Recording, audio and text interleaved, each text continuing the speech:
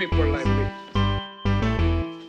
You need people like me so you can point your fingers and say, that's the bad guy.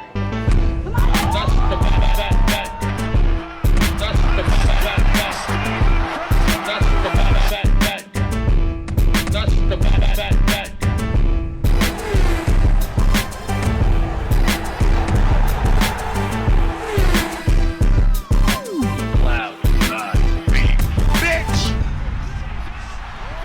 Welcome to the motherfucking relay. We're covering today's top boxing news. Ow!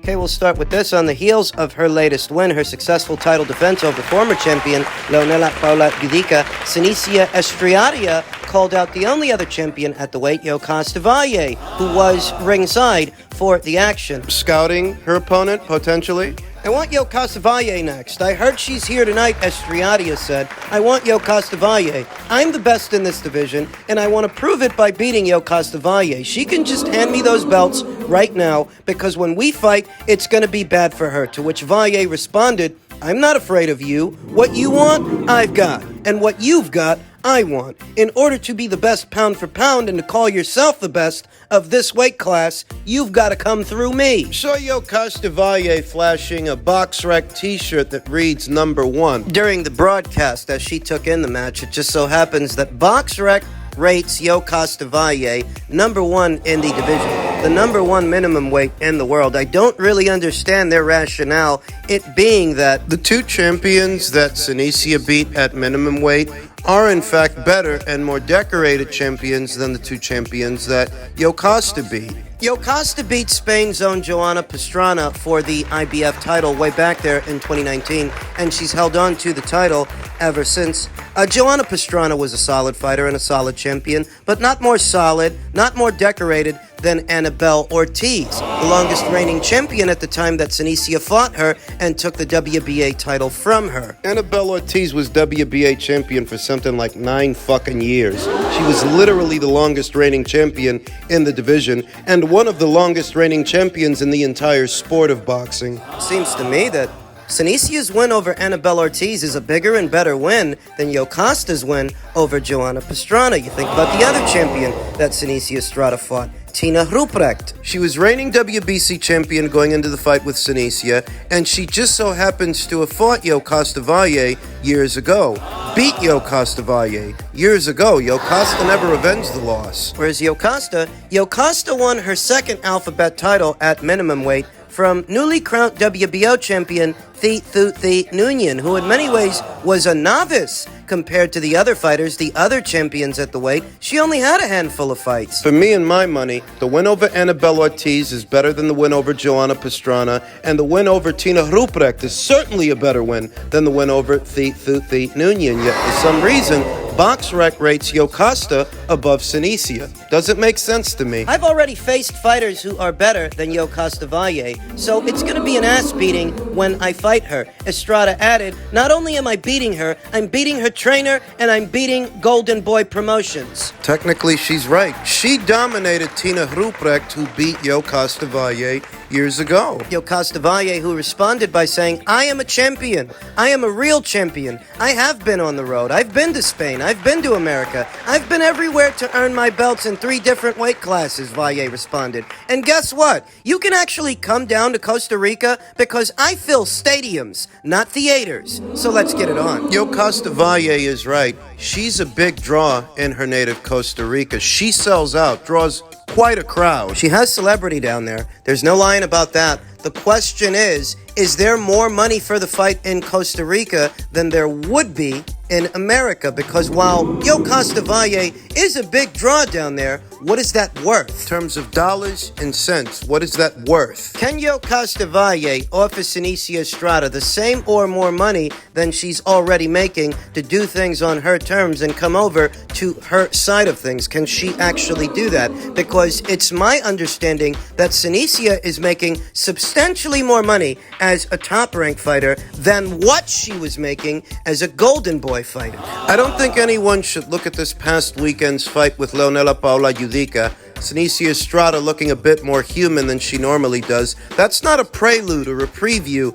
into a Yo Costa Valle fight. It's not what that fight would look like. Yo Costa Valle and Leonela Paula Judica are very different fighters. Even if Leonela was able to make Senicia look a bit more human than she normally does, that doesn't speak to what a Valle fight would look like, where Leonela Paula Judica is a moving target and an outside fighter, Yo Costa Valle is the opposite. She's a mid-range to inside fighter. Where Leonela has a height advantage and a reach advantage over Senicia, Valle, Yo Costa Valle, is a more compact fighter, a smaller fighter, eye level to Senicia.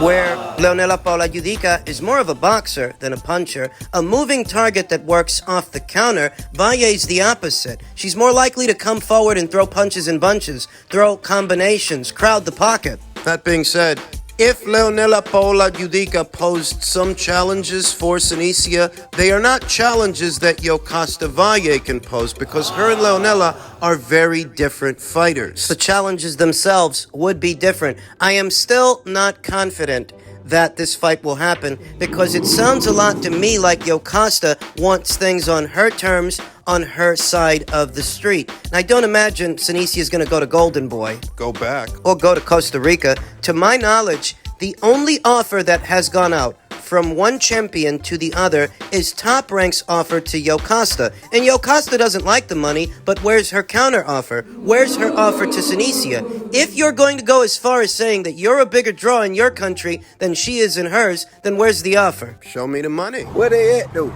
Stands to reason that if you're going to gauge your marquee value versus hers, you have to put that in terms of dollars and cents. That's the only way it matters. I still favor Senicia Estrada to outgun Yo Costa Valle because that's what Yo Costa would make it, a gunfight. She can't hope to out-hustle, out-maneuver, out-box Senicia Estrada. Senicia is a far more malleable and layered fighter than Yo Costa is. Her best bet would have to be combination punching, throwing punches in bunches, and if she does that with Senicia, she's going to get overpowered. She's going to get outgunned. So I still favor Senicia to win if the fight actually happens, but like I said, I'm not optimistic. Elsewhere in the world of boxing itself is still reacting to Terence Crawford's dominant win over Errol Spence Jr. Canelo Alvarez said, "You're a great fucking fighter. I like Spence, but Crawford is too good." Canelo Alvarez picked Terence Crawford to beat Errol Spence Jr. a while ago. In truth, I did too. A lot of people did. Canelo Alvarez took to his social media and stated, "Congrats, Terence Crawford. You are a fucking great fighter. Well deserved," Alvarez wrote on Twitter. "I like Spence, but Crawford is too good for Spence. And that's why I picked him to win." The writing was on the wall. Not very many fights fought on this kind of stage that take about 5 years to grow and 5 years to build, 5 years to bring into fruition. Not many fights that take that long to make play out like this one. You think about Felix Trinidad's win over Oscar De La Hoya, Mayweather's win over Manny Pacquiao. The Duran versus Leonard fights. All those welterweight contests were far more competitive than this one, but this one was fought on a big stage. It was a big stage, the biggest fight of both of these fighters' career, and I feel like what separates this fight from that fight is Terence created clear separation. Those fights were competitive, this one wasn't. Perhaps that's why Terence Crawford contends that he is, without a doubt, the number one pound-for-pound fighter over Naoya Inoue. To a lot of people, the consensus number one and number two guys in the sport right now are Terence Crawford and Naoya Inoue, irrespective of who you rank over the other. To me, they're interchangeable. Without a doubt, Crawford replied when asked during his post-fight press conference if he is boxing's pound-for-pound king, like I told everybody once before. The winner out of this fight was going to be number one pound-for-pound. Hands down, you've got Errol Spence, who was ranked number 4 in the pound-for-pound list, and you've got Terence Crawford. I was ranked number 1. So you've got two fighters that's in the top 5 pound-for-pound ratings. How can the winner not be number 1 pound-for-pound? Like I said, I think they're interchangeable. If somebody tells me that they've got Inoue at number 1 and Terence at number 2, I wouldn't argue with that, and the same is true in reverse. If somebody tells me they've got Terence at number 1 and Inouye at number 2, that is also acceptable since both guys have a credible argument to be number 1. Now, most pound-for-pound lists have not yet been updated since Inouye and Crawford produced their respective and impressive victories over Stephen Fulton and Errol Spence Jr. BoxingScene.com currently has Inouye ranked at number 1 on its latest list, and Crawford 3rd and Spence 4th.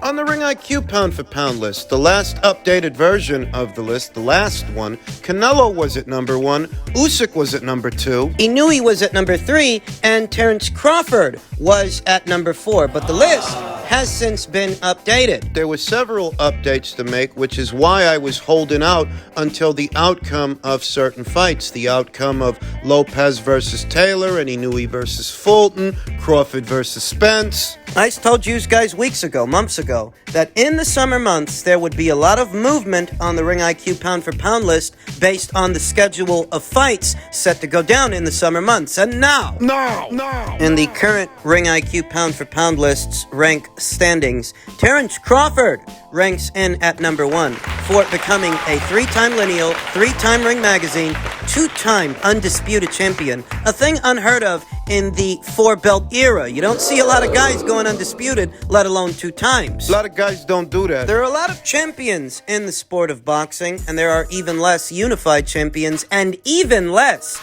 undisputed champions. It seems like it's all the rage these days, but it's actually a short list. Not every champion in the sport goes on to unify. Not every unified champion becomes a Ring Magazine and lineal champion, and not every Ring Magazine and lineal champion becomes an undisputed champion. Let alone 2 times. That is what strengthens the argument for Terence Crawford and the dominant display, because it's not just winning, it's also how you win. Points for style. Terence Crawford and Naoya Inoue are neck to neck with each other because while Terence Crawford is a 3-division, 3-time lineal, 3-time Ring Magazine, 2-time undisputed champion, Inouye has in fact been a champion at more weights than Terence and actually taken more belts from more champions than Terence. Terence has been a champion at 3 weights, whereas Inouye has been a champion in 4. Terence has beaten 5 reigning world champions, taken their belts from them, whereas Inouye has beaten 6 world champions and taken their belts from them. Technically 7.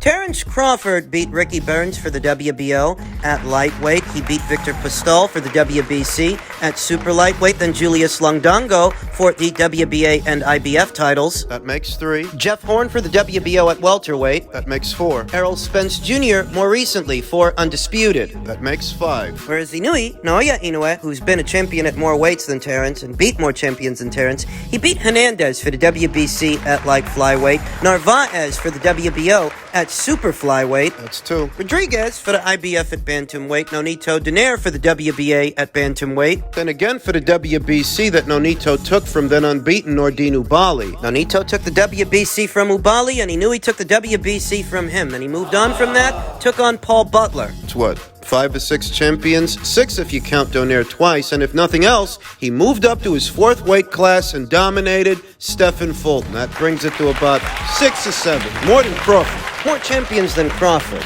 And, you know, if nothing else, what strengthens Crawford's argument for me is that he's a 2-time undisputed champion, and he's literally been a Ring Magazine and lineal champion at every weight he's ever campaigned in.